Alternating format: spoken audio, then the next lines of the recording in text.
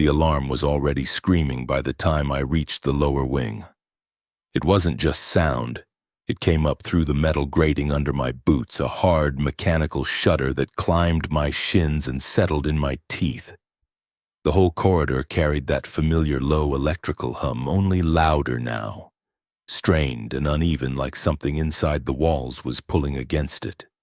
The air was dry enough to scrape my throat raw every time I swallowed, and underneath the bleach-sharp chemical smell there was that other scent I'd started noticing on my first day at Black Rock.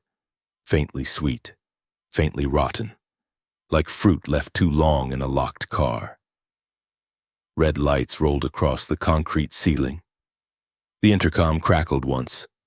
Then a calm voice, genderless and almost gentle, said, "You have 8 minutes left."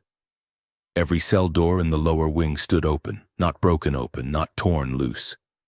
Just open, neat and silent, as if someone had gone down the line and invited every inmate to step out. None of them had. The corridor was empty except for one figure sitting in a metal chair that had no business being there. Hands folded in its lap, head slightly bowed like it had been waiting through the whole panic just for me. I knew the face before I could make sense of how she was outside her cell. Iris Delane Voss lifted her chin. Even from 20 feet away I could hear her breathing over the alarm, slow and easy, like she wasn't the least bit concerned about the countdown bleeding out above us. Then she looked straight at me and said very softly, "You did this before. Do it right this time." I stopped dead, because there were details in the way she said it, tiny inflections no one should have known, not unless they'd been in that sealed wing with the knocking and the smoke and the people I left behind. So how did she know what I'd done? It had started 2 days earlier, with a transfer order that used language no one in my line of work ever mistook for a request. By then I'd been off active containment duty for a little over 4 years. Officially, I was in systems review, which meant I spent more time with reports than with prisoners. Unofficially, I was a man the Bureau kept on a shelf until a facility started showing symptoms no one wanted to write down in plain language. Black Rock Containment Site wasn't supposed to need me. That was the first thing that bothered me. The second was where it sat. Black Rock had been built beneath a decommissioned military installation in Nye County, Nevada, miles from the nearest paved road worth naming, buried under enough stone and reinforced concrete to make maps lie by omission. The surface structures were sun-blasted and ordinary, chain link, old antenna arrays, storage sheds full of dust and dead heat. But the real facility began 5 levels down, where the elevator doors opened onto metal floors that vibrated with a constant electrical hum and air so dry it felt filtered of anything human. Every breath I took down there tasted like cold machinery and recirculated disinfectant. I arrived just after noon. By 12:30 I was in intake, signing forms on a screen that lagged half a second behind my hand. My escort, a junior corrections officer named Salazar, kept glancing at me the way people do when they've read about you in a report marked restricted and decided not to ask questions. He was polite. Too polite. Everyone at Black Rock was. That bothered me too. People working long-term containment either developed sharp edges or they transferred out. They didn't smile on cue and move like they were following a script. At Black Rock, the staff did both. The elevator carried me to administrative level, and the hum rose through the soles of my shoes before the doors even opened. There was the sterile chemical smell I'd expected, strong enough to sting the nose, but beneath it I caught something sweet and stale, not quite decay, not quite perfume. I stopped without meaning to. Salazar noticed. "You get used to that," he said. "What is it?" He hesitated half a beat too long. Air treatment byproduct. That answer told me he either didn't know or had been told not to say. My assigned office was small and cleaner than a room with actual occupants had any right to be. Metal desk, wall monitor, locked file cabinet, a vent overhead breathing out cold, dry air in measured bursts. On the desk, centered with almost ceremonial neatness, sat a laminated sheet in a clear stand. 4 rules. That bothered me most of all. Facilities like BlackRock ran on layers. Redundant procedures, cascading decision trees. If there were only 4 posted instructions in an active containment site, either the place was lying to me or somebody wanted me looking at the wrong things. I didn't pick the sheet up right away. I listened first, the hum in the floor, the vent cycling. Somewhere out in the corridor, a cartwheel squeaking every few seconds, precise and repetitive enough to feel intentional. Then I read, "Do not respond if an inmate addresses you by your full name. If a cell door opens without authorization, do not close it manually. If an inmate requests to speak privately, deny the request. If the countdown begins, proceed to the central control room immediately." Printed cleanly. No signatures, no revision date. I was still reading when Senior Warden Lucian Burke Havelock stepped into the doorway and said, "You've already found the souvenir version." His voice had a warmth to it that would have felt reassuring anywhere else. Down there in that dry air, it felt practiced. He was in his late 50s, maybe early 60s, though the underground light flattened age in strange ways. Trim gray hair, sharp collar, eyes that stayed kindly even when the rest of his face didn't. The sort of man who knew how to make a room accept his authority before he ever raised his voice. I stood. "Only 4? For the resets, yes. That wasn't my question." The smile he gave me could have passed for embarrassed if I'd wanted to believe it. "I know your reputation, Maddox. You don't like edited versions. People die in edited versions." For the first time, something real moved behind his eyes. Not offense, recognition. "Yes," he said, "they do." He offered me a tour himself, which was another inconsistency. Senior wardens didn't usually play host unless a visit was ceremonial or desperate. BlackRock claimed to be neither. As we walked, I started noticing the kind of deviations only someone involved in original design would catch. Camera placements were shifted a few inches off recommended angles. 2-factor checkpoints had been downgraded to single authentication at certain internal doors. Pressure seals on the lower access stairwell had manual overrides installed on the wrong side. Not broken, altered. Someone had taken the protocols I helped write and changed them just enough to preserve the shape while gutting the intent. I asked Lucian when the last audit had been. 3 months. "Who signed it?" "Central." "That's not a name." "No," he said easily.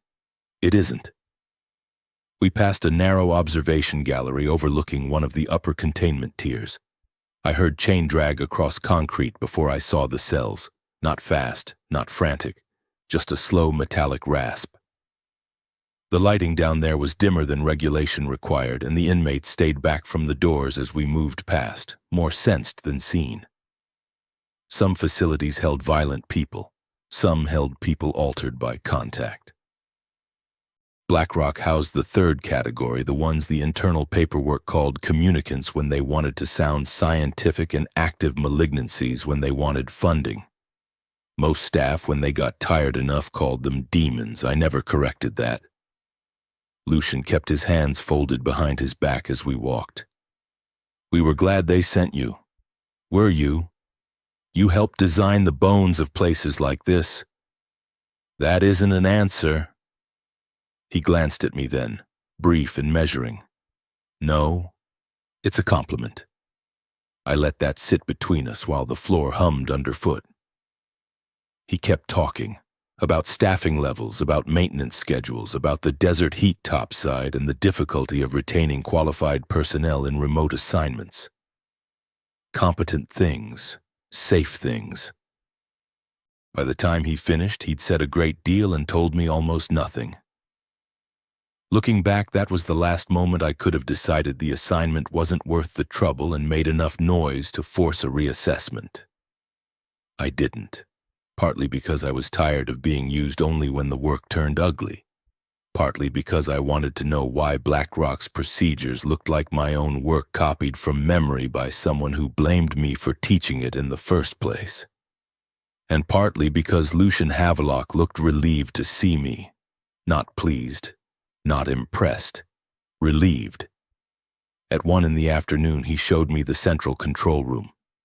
The air in there was colder than the rest of the facility and smelled strongly of ozone, as if the electronics produced their own weather. Monitors lined the walls. Environmental status, biometric feeds, cell integrity, pressure values, override authorizations. In the center of the room stood a raised console shaped like a chapel altar, stripped of symbolism and made entirely from brushed steel. A digital wall clock hung over the main monitor bank. While Lucian explained shift-command hierarchy, I caught the display advancing. The seconds counted up normally until the last beat before the minute turned. Then 1 second vanished. The display skipped. Not much. Just enough that my eye snagged on it. I watched another full minute to be sure. Same thing, every cycle, 57, 58, 59, next minute. No final second. That clock's dropping time, I said. Lucian didn't look up. We've replaced it twice. Then the source isn't the clock. No, he said, it isn't. There were dozens of things I could have asked next. Why keep a known faulty reference display in the most important room in the facility? Why none of the other staff had mentioned it? Why he sounded almost fond of the defect? Instead, I asked, how often do your resets happen? He rested both palms on the console. Every few weeks. Not perfectly regular. We get precursors first. Minor protocol drift. Voice events. Unauthorized access signals with no corresponding breach. Then the countdown starts. We lock into reset procedure, ride it out, and the system reasserts itself. Reasserts itself? You don't like that phrase. I like mechanisms. That's not one. He nodded toward the clock. You helped build places that run on decision pressure, Mr. Maddox. You know as well as I do that not every mechanism advertises itself honestly. He wasn't wrong. I hated that he wasn't wrong. He walked me through their reset procedure. Once the countdown began, all non-essential movement ceased. Personnel went to assigned stations. No one engaged inmates verbally unless ordered. When the final minute approached, Central Control would guide each wing through isolation checks until the alarm stopped and normal operations resumed. A ritual explained as procedure. That was what it sounded like. He handed me a slim file with my temporary access permissions. Lower wing observation is part of your assignment. There's one inmate in particular I'd like you to familiarize yourself with. Inmate designation 47. His brows lifted. You read quickly. No. You avoid names. At that, his smile thinned. 47 is a communication specialist. Non-physical events cluster around her. We don't indulge direct engagement. You should know that better than most. I opened the file. The paper smelled faintly damp despite the dry air, which was wrong enough to make me check the edge with my thumb. The profile photograph showed a woman in her 30s with dark hair drawn back from a narrow face and an expression so neutral it looked posed after the fact.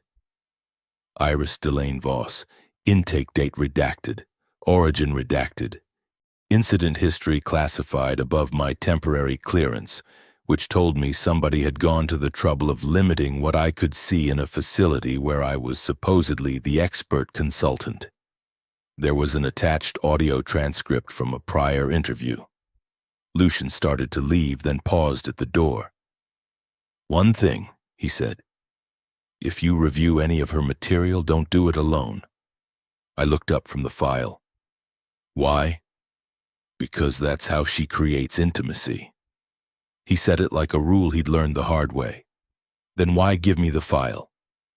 Because you asked for specifics. And he left me with the door half open. I should have called him back. I should have asked the obvious question, why post 4 simple rules in my office, then hand me a subject file with instructions that didn't appear on the list.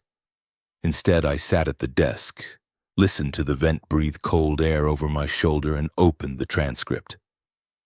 For the first page, it was ordinary enough. Questions redacted, answers polite.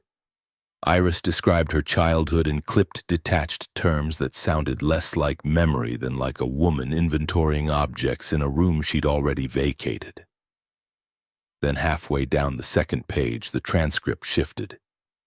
Interviewer asked why she smiled during a prior containment event.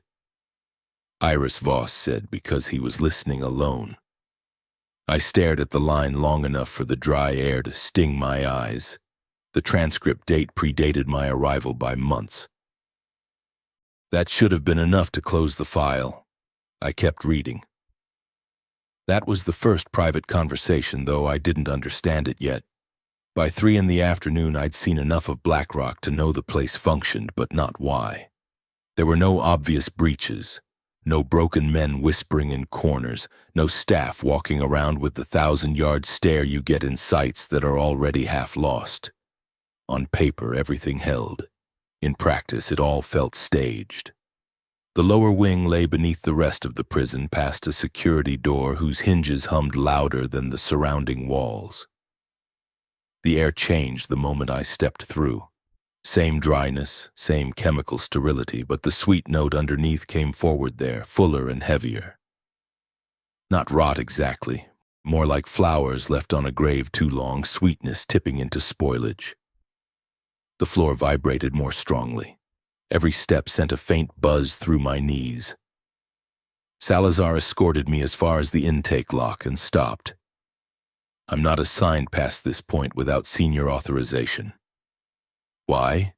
He looked embarrassed. That's just the rule. Everything here was just the rule. I went on alone. The lower wing corridor curved slightly, enough that you could never see more than 6 cells at once. A design choice I recognized immediately, built to prevent straight-line visual exposure between inmates. Another thing we'd learned the hard way years earlier.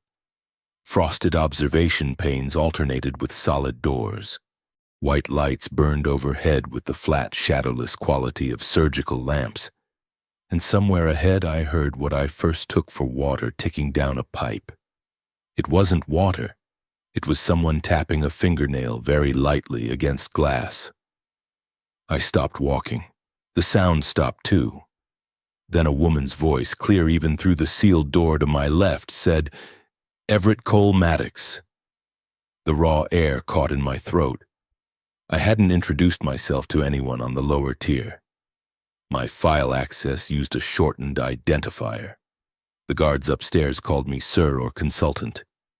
No one in the facility had spoken my full name in my hearing since I arrived. Rule 1 sat in my head like a live wire. Do not respond if an inmate addresses you by your full name. So I didn't. I kept my face neutral and looked straight ahead, though every trained instinct I had wanted to turn toward the door, assess the voice, place it in space, start building explanations. Information was survival in my work. Rules that demanded ignorance always cost something. As I resumed walking, the voice followed me, quiet, unhurried. That's why they picked you. Still I said nothing. A soft laugh came through the seal, intimate enough to feel spoken against my ear instead of through 6 inches of reinforced material. You're better at closing doors than they are. My stride faltered before I could stop it. That was all she needed. Not my voice, not my answer. Just that half-beat of recognition. The tapping resumed on the other side of the door. Not random now. 3 slow taps, then 2 closer together. Someone idly marking time. I forced myself to the next cell marker before I looked down at the roster plate. Inmate designation 47, Iris Delane Voss. The observation strip in the center of her door was dark from my angle. I couldn't see her. I could only hear the gentle scratch of fingernail against reinforced glass and feel that sweet, ruined smell thickening in the back of my throat. "You sealed West Annex B in 4 minutes and 11 seconds, she said. I kept walking. That number was wrong. It took 3 minutes and 42 seconds from initial alarm to seal completion. The difference mattered because people died in the difference. I know that sounds cold. It's colder written than it felt at the time. In the moment, what I registered wasn't guilt, not yet. It was precision. The kind of hungry precision only someone informed or something wearing information like stolen clothes could deploy. "You counted the knocks," Iris said. I stopped again. The corridor hummed. My mouth tasted metallic. No report in circulation mentioned that. Not the knocks. Not that I counted them. Those details never made it into classified review because there wasn't language for them that wouldn't sound insane in a hearing room. "Go on," she whispered. "Show them why you're here." I made myself walk the rest of the corridor without looking back. At the far security station, my hands were steady when I checked the access logs. That steadiness used to make people think I wasn't afraid. The truth was simpler. Fear narrows me, makes me efficient. I can be terrified and look bored if the circumstances require it. Only one recent door anomaly showed on the lower wing record, a false alert 2 nights earlier. No irregular verbal incidents had been filed for 47 in the past week. That either meant the staff were incompetent or they'd stopped documenting what she said. When I came back up from the lower tier, Lucian was waiting outside the access door with a paper cup of coffee gone lukewarm. He held it out like a peace offering. "Well?" The paper cup felt damp in my hand. Condensation, another wrong thing in air that dry. "She knows my full name." He didn't seem surprised. "Yes." "You might have mentioned that. You had the rule. Rules aren't context." "No," Lucian said softly. "They're what remain when context has already failed." I should have pushed harder then.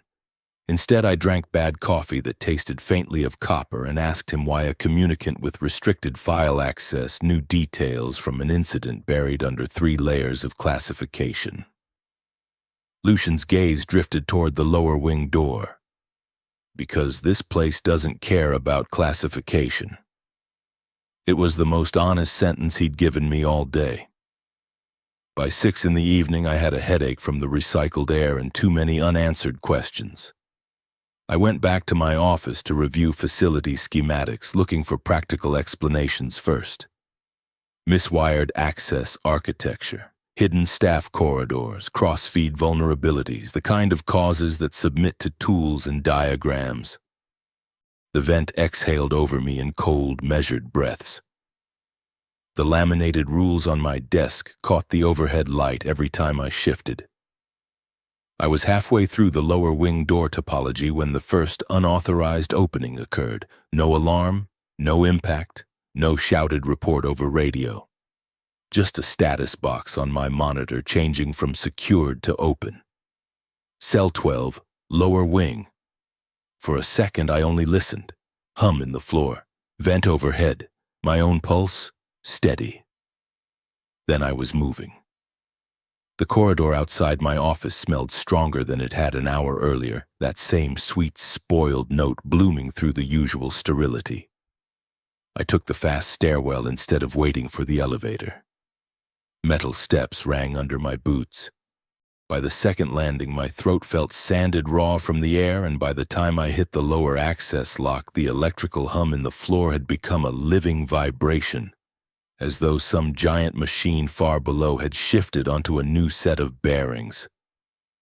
Salazar met me there, pale and sweating despite the cold. "Door just opened," he said. "No breach on camera, no manual input." "Who responded first?" "No one. We were waiting for instruction." "From whom?" He swallowed. "From you." There it was again. Relief. Expectation. like they hadn't brought in a consultant at all, like they'd been holding their breath until the right witness arrived. I keyed through and entered the lower wing. The first thing I noticed was the silence. Not ordinary institutional quiet, not the absence of shouting or metal-on-metal noise. This was a deliberate kind of stillness, a vacuum where the prison's usual little sounds should have been. No shifting in cells, no coughs, no muttered voices. Even the hum in the floor seemed flattened, pulled thin. Then came the smell, sweet and old, thick enough now to sit on the back of my tongue. Cell 12 stood open exactly 8 inches. That detail has stayed with me. Not wide enough for a person to walk through naturally, not cracked by force, just open to a measured gap, as if the lock had obeyed an instruction no human had given it and then stopped halfway through reconsidering. I approached from the hinge side. The seal lights were dark. The manual close bar sat right where my hand expected it. Rule 2.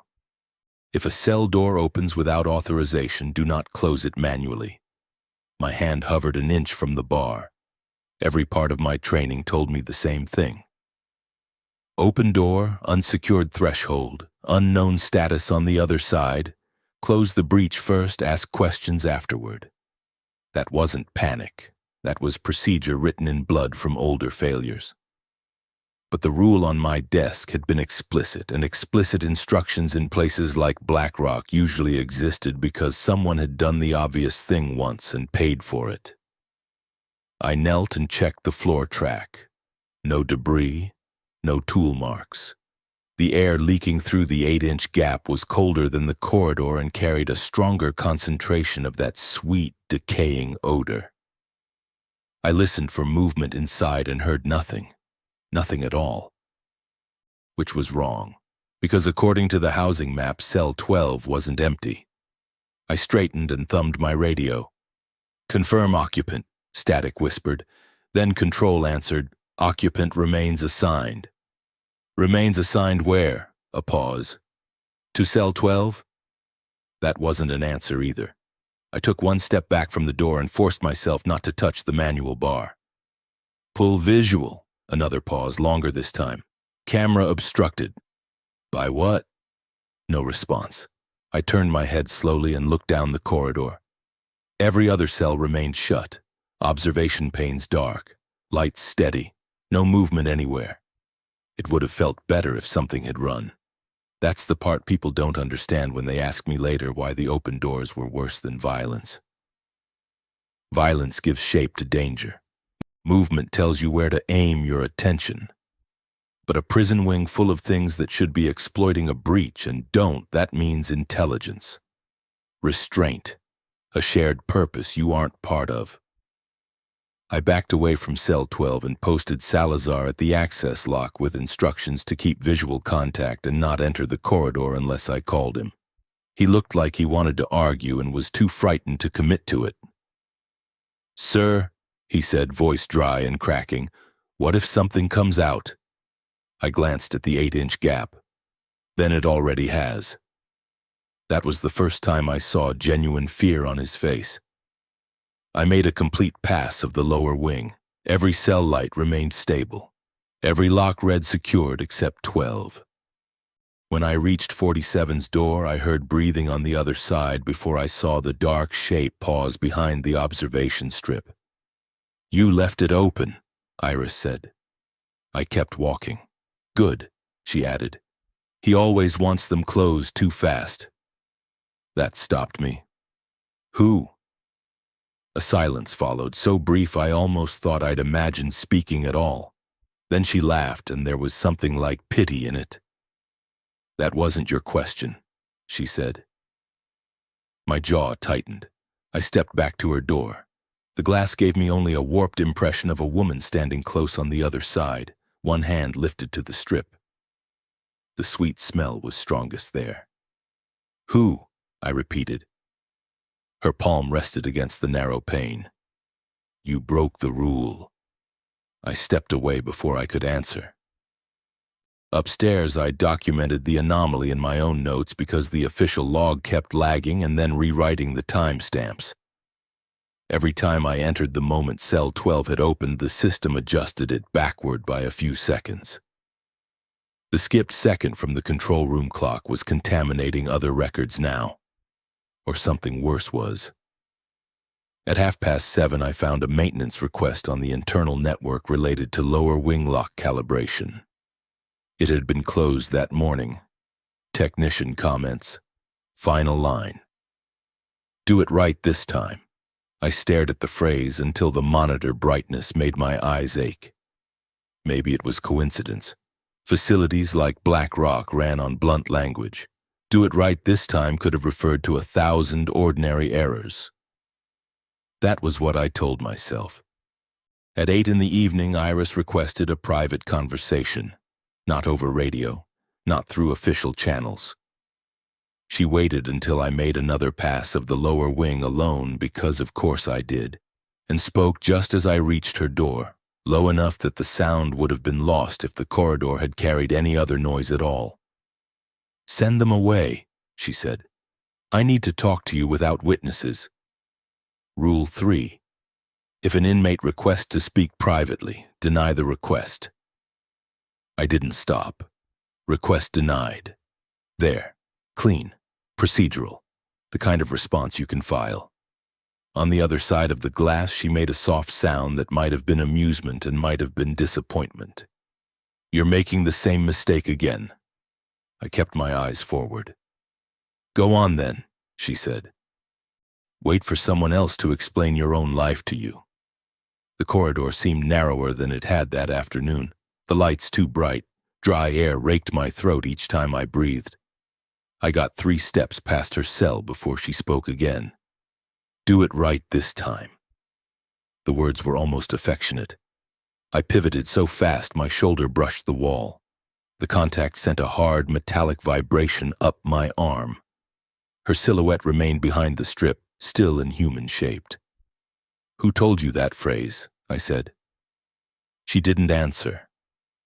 A moment later, the intercom at the end of the hall crackled without activation and whispered in the same calm voice I'd later hear during the countdown. Do it right this time. The sound clipped off.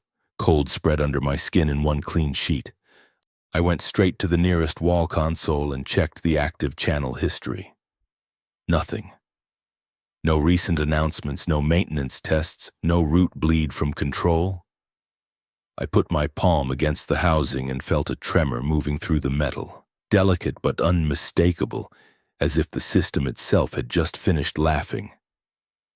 When I returned to my office, the phrase was on my desk, not written in ink, not scratched into the metal. Condensation doesn't belong in air that dry, but a faint dampness had gathered on the laminated rules sheet, and someone had traced 4 words through it with a fingertip. Do it right this time. By the time I blinked, the moisture was already evaporating. That should have been the moment I pulled full emergency review and demanded the site be locked down under external oversight. Instead, I did what people like me always do when the impossible starts arranging itself around us.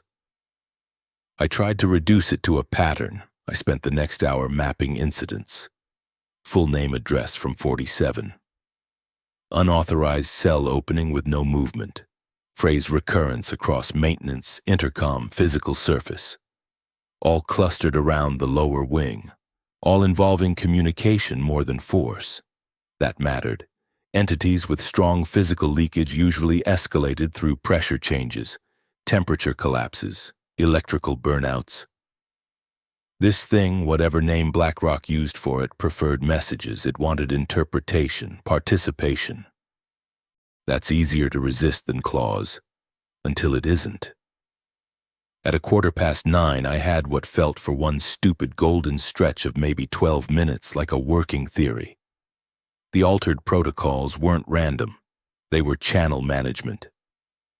Someone at Black Rock had built procedures around limiting contact vectors rather than containing a body. If I segmented the lower wing network, cut non-essential intercom routes, and isolated local maintenance commands from main control, I might be able to reduce the cross-system bleed long enough to force a controlled reset review. I took the plan to Lucian. He was already in central control, watching the wall clock eat its missing second. The room smelled stronger than before, hot circuitry under ozone dry enough that speaking made the back of my throat ache. When I laid out the segmentation sequence, he listened without interrupting. Then he nodded once. "That may steady things," he said. "May isn't enough." "No," he agreed, "but it's more than we've had." We ran the sequence together. It wasn't elegant, but it worked on paper. Lower wing auxiliary channels went dark. Internal announcement routes narrowed. Unauthorized maintenance access collapsed to local authorization only. On the monitor wall, half a dozen amber warnings shifted back to green. I remember the exact feeling that moved through me then. Not relief. Relief would have been too honest. It was something meaner than relief. Pride, maybe. The old professional reflex. Find the pattern, apply pressure, restore order. The same reflex that had kept me alive in places where hesitation killed people faster than bad decisions. Lucian watched the indicators settle and said almost gently, "I can see why they sent you." For one moment, I let myself believe I'd stabilized BlackRock. That was the false resolution, though I didn't have the phrase for it then. Because while I was watching the greens return to the board, I didn't notice that every biometric tag in the lower wing had stopped moving. The countdown began at 9:23, hours earlier than the printed schedule in the duty log. There was no lead-in, no warning sweep. 1 second, the control room carried only the hum of electronics and the dry click of my own swallow, and the next, every light in BlackRock shifted to red. The alarm hit like a blade dragged through metal. The wall clock went black. Then the intercom voice said, calm as a nurse waking a patient. "Containment event in progress. You have 30 minutes remaining." Lucian didn't startle. "That's important. I did. He didn't." He only exhaled through his nose, almost weary, and reached for the central console as though some appointment he'd expected to keep had arrived slightly ahead of schedule. "It shouldn't be this early," I said. "No," he said, "and it shouldn't." Then what changed? He met my eyes. "You did." Before I could press him, every lower wing camera feed died at once. Just blank gray fields. No static, no distortion, just absence. My radio erupted with overlapping voices, then dissolved into hissing fragments. I caught Salazar shouting from somewhere, then a woman sobbing once, cut short as if the sound had been pinched between fingers. The dry air in the room suddenly seemed thinner. Not low oxygen. Something stranger. Like the facility was withdrawing permission to breathe easily. Rule 4 stood up in my memory. If the countdown begins, proceed to the central control room immediately. I was already there, exactly where the rule wanted me. Lucian began issuing instructions in the same steady tone he'd used all day. Lock upper transit, freeze elevator at administrative level, disable local overrides, route seal authority through central. He moved with fluent certainty, fingers sliding across the console as if he'd practiced this alone in the dark 100 times. "Tell me what a reset actually does," I said. "Later." "There may not be a later." "There's less if you distract me now." He was right again, and I hated him for it. I took the adjacent station and started pulling lower wing environmental data. Temperature stable, pressure stable. Cell integrity impossible to verify with feeds down. Biometric count 15 present, staff and inmates combined. Too many for the number assigned on the last roster I saw. "Why are there 15 in lower?" I said. "Because that's what the system has selected." The phrase landed wrong. Selected, not trapped, not logged. Selected. The intercom repeated the time remaining at 25 minutes. The voice sounded the same everywhere in the facility, without echo, without source, like it wasn't coming through speakers at all, just using the room's metal surfaces to find shape. We worked. That sounds absurd in retrospect, but it's true. We worked because procedure is what trained people do, while reality is still negotiating how much of itself it plans to remove. Lucian walked me through SEAL prep for all outer tiers. I authorized staggered isolation on upper blocks. Status bars shifted. Control pathways narrowed. The prison folded inward around its center like a fist making itself. And all the while, the lower wing remained blank. At 20 minutes, the alarm volume decreased. Not stopped, softened. As if the facility had decided shouting was no longer necessary because the important people were already listening. My mouth tasted like old pennies. The chemical smell had thinned, leaving mostly ozone and that sweet ruined scent threading under it. On the far side of the control room, a maintenance terminal woke from sleep without being touched. White text on black screen. Do it right this time. I was on my feet before I knew I'd moved. Lucian, he didn't even turn. Ignore it. How many resets have you survived? That made him pause. The countdown voice announced 15 minutes. Lucian removed his hands from the console and looked at me fully for the first time since the alarm began. There was no warmth left in his face now. Only fatigue and something like resignation that had been old long before I arrived. Enough, he said. That's not a number. No. His voice roughened. It's a confession. The room went very quiet after that, despite the alarm. I understood then that whatever was happening at Blackrock wasn't new. Not to him. Not really. The realization should have freed me from the rules. It didn't. Not yet. Because by then I'd already followed them far enough that the path behind me looked almost as dangerous as the one ahead. At 12 minutes remaining, a side monitor flickered on without command. Lower wing, corridor C. No camera identifier, no angle marker, just live image. Iris stood alone in the corridor outside her cell. Not escaping, not running. Standing with her hands loosely at her sides, head tilted as if listening to the hum in the floor. Behind her, other cell doors stood shut. One was open 8 inches. Cell 12. My skin went cold. That's impossible, I said. Lucian glanced over, and for the first time all night I saw fear cross his face. Not panic. Recognition. She shouldn't be in the corridor yet. Yet? He moved to the external comm panel then, so quickly it might have looked incidental if I hadn't been watching. His fingers entered an override I didn't recognize. A harsh click sounded through the room. Did you just cut outside line? I said. No answer. I crossed to the panel. The external communication channel showed disabled manual administrative lockout. Lucian, he spoke without looking at me.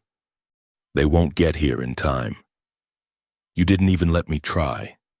That was never the point. The countdown voice said, 10 minutes remaining.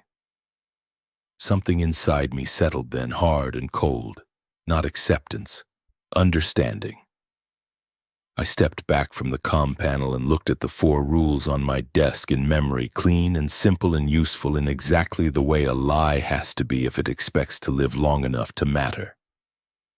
Don't answer when addressed by full name. Don't close an unauthorized door.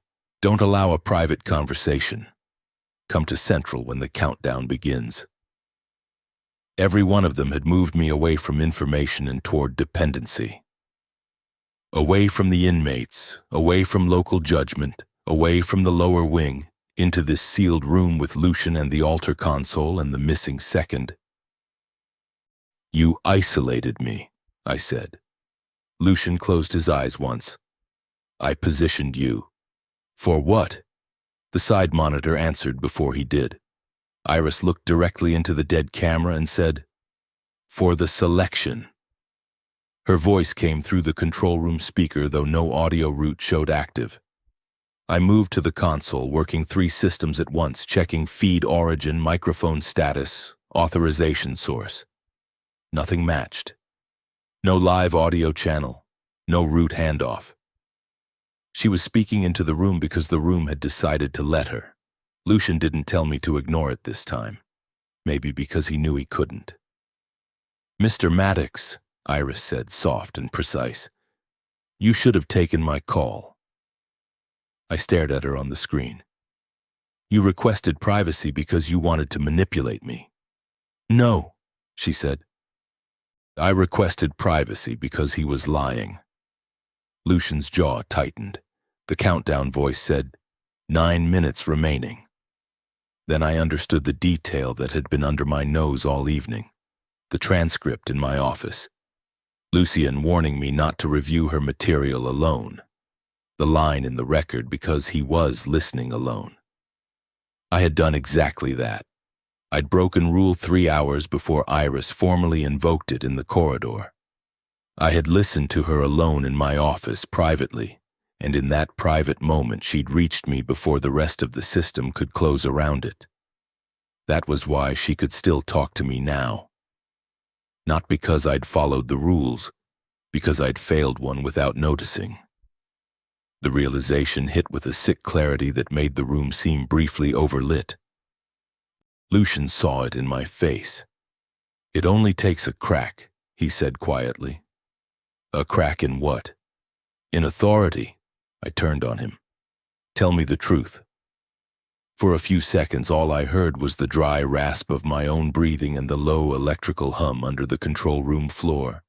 Louder than ever now, as if the whole facility was straining upward through bedrock. Then Lucian said, "The countdown isn't a reset." Iris smiled faintly on the screen. "There it is." "What is it?" I asked. Lucian looked at the dead lower wing feeds, not at me. "A selection process. The system narrows options until one person remains in position to decide." "Decide what?" No one answered right away. The intercom spared them. 8 minutes remaining." That was when I ran for the lower wing. The corridor outside control felt longer on the way back, all cold metal and red light. The alarm now reduced to a pulsing undertone that matched the hum in the floor so closely they seemed parts of the same machine. My throat burned from the recycled air. Every breath tasted processed, dead, borrowed from someone else's lungs. Behind me, Lucian called my name once, not full name, just Maddox, sharp enough to carry authority. I didn't stop. The stairwell rail was freezing under my palm. 2 flights down, he caught up to me. He wasn't winded. That made sense later. Men like Lucian survive in places like Blackrock by learning when the sprint actually begins. "You don't have time for dramatics," he said, "and then stop rationing facts." The lower wing seal requires central authorization and a witness-grade decision-maker. I kept descending. Spoken like a man who memorized that because he expected to recite it. "I requested you," he said. That stopped me so completely he nearly ran into my back. The red emergency lights painted his face in flat planes and deep hollows. In that light he looked less tired than ancient. "Why?" I asked. He didn't dodge it this time. "Because of West Annex B." There are sentences that don't feel heard so much as struck. The name of that facility had not been spoken to me by another human being in years. The stairwell smelled of hot dust and metal, and underneath it that sweetness, now so heavy it seemed almost wet. "You read the classified file." "I lived with the consequences of it," he said. I stared at him. He gave a tiny nod, as if confirming something he'd carried too long to keep balancing alone. "One of ours transferred there. My brother, he was on maintenance detail the night you sealed the annex." I had no answer for that, not one worth giving inside 8 minutes. Lucian went on before I could form one anyway.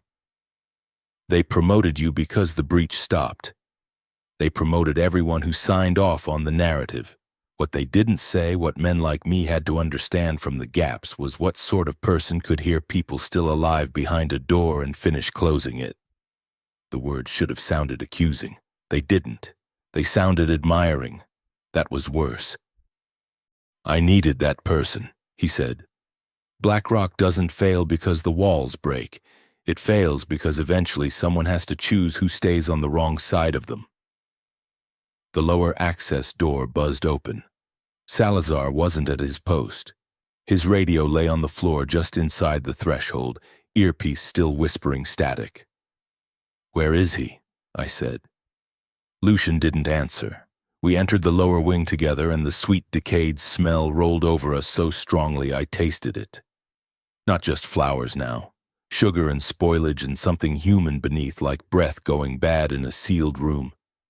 The hum in the floor had deepened into a constant vibration that climbed bone and dental work alike. Red light washed every surface. Cell 12 still stood open 8 inches. So did 4 others. No bodies in the corridor, no rushing shapes, no attack. The silence was so complete I could hear the fabric of Lucian's sleeve move when he lifted his arm. Iris sat in the chair where I'd find her later during the final minutes, though now it was still inside the intersection ahead, not yet dragged fully into the center of the corridor. Hands folded, composed. The sight of her in that posture amid all that institutional failure set every nerve in me on edge because it suggested patience, not opportunity. "You finally came,"